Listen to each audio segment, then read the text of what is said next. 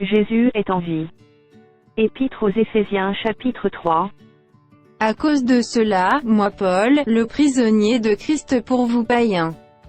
Si du moins vous avez appris quelle est la dispensation de la grâce de Dieu, qui m'a été donnée pour vous. C'est par révélation que j'ai eu connaissance du mystère sur lequel je viens d'écrire en peu de mots.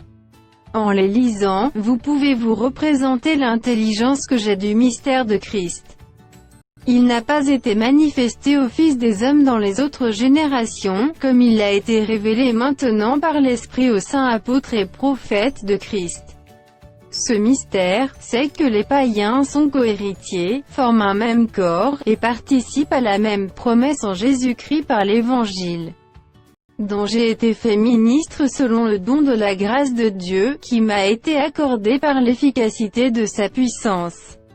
À moi, qui suis le moindre de tous les saints, cette grâce a été accordée d'annoncer aux païens les richesses incompréhensibles de Christ, et de mettre en lumière quelle est la dispensation du mystère caché de tout temps en Dieu qui a créé toutes choses, afin que les dominations et les autorités dans les lieux célestes connaissent aujourd'hui par l'Église la sagesse infiniment variée de Dieu, selon le dessein éternel qu'il a mis à exécution par Jésus-Christ notre Seigneur, en qui nous avons, par la foi en lui, la liberté de nous approcher de Dieu avec confiance.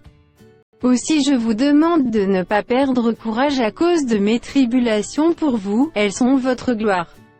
À cause de cela, je fléchis les genoux devant le Père, duquel tire son nom toute famille dans les cieux et sur la terre, afin qu'il vous donne, selon la richesse de sa gloire, d'être puissamment fortifié par son esprit dans l'homme intérieur, en sorte que Christ habite dans vos cœurs par la foi, afin qu'étant enracinés et fondés dans l'amour, vous puissiez comprendre avec tous les saints quelle est la largeur, la longueur, la profondeur et la hauteur, et connaître l'amour de Christ, qui surpasse toute connaissance, en sorte que vous soyez remplis jusqu'à toute la plénitude de Dieu. Or, à celui qui peut faire par la puissance qui agit en nous, infiniment au-delà de tout ce que nous demandons ou pensons.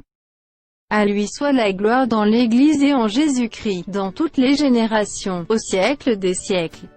Amen.